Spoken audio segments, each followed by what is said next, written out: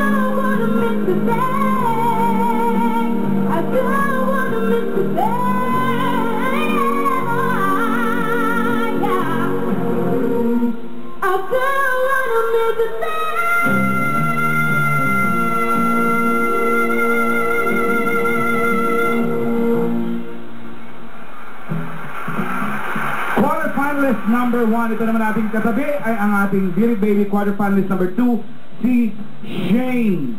Shane, ano? Shane. Shane, ano ang unang kanta na natutunan mo? Yung Zoom po ni Regine Velasquez. Zoom, just one touch. Paano mong na-memorize? Ilang taong ka nun? 3 years old po ako. 3 years old, kumakanta ka na? Kasi po, ano po rin, anak, kahit anong mangyari, para sa amin, mahusay ko sa amin. Okay, ladies and gentlemen, ito na po ang ating Big Baby quarterfinals #2 from Balanga, Bataan, 12 years old to sing You'll Never Walk Alone, Shane Velasco!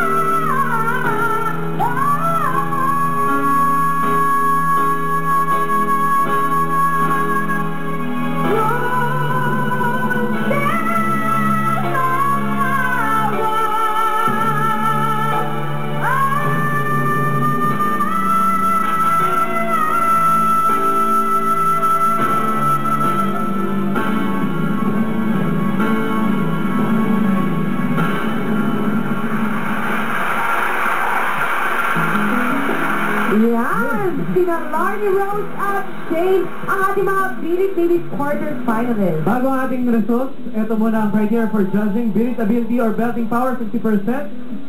Vocal gymnastics style and range, 20%. Strong interpretation, expression, and feelings, 20%. At audience impact, 10% for a total of 100%. Ang winning Birit Baby natin for today ay tatanggap ng 30,000 pesos. Uy, 30,000. 30,000 pesos. At siya ang a-advance sa Grand Finals kung saan ay pwedeng manalo siya ng 200,000 pesos. 200 pesos lang. Hindi, 200,000. Ang ating consolation prize winner naman ay tatanggap ng 10,000 pesos. Nako, ngayon, kung nung semi-finals nahirapan tayo mag-decide. Ito ngayong quarter. Mahirap din to. Kaya tanungin muna natin ang ating mga audience! Ano? Diyan kay Luigi, tanong mo dyan. Dito! Sino ang pambato niya? Dito naman sa akin. Sino? Aba, parang may pala. Halot. So, alamin na natin. Naku, mahirap to, Paolo. Nahihirapan talaga ating mga judges dahil isipin mo, Luigi, hanggang 200,000 pesos Pwede nilang mapanalunan. Kaya naman, eto na. Ako yung kinakabahan. I-announce natin ang ating winner for today. Ang Birit Baby for today is Birit Baby quarterfinalist number 2, Shane Velasco. Congratulations, Shane. Yes. Sa Merkules, panibagong pera naman ang magtatapatan sa pagpapatuloy ng quarterfinals ng Birit Baby 2009 dito pa rin sa East Bulaga. Yes. At mamaya, meron tayong special edition ng Pinoy Henyo, kaya abangan niyo yan. Abangan natin yan. And once again, tawagin natin ang ating Birit Baby quarterfinalist for the day, Shane Velasco.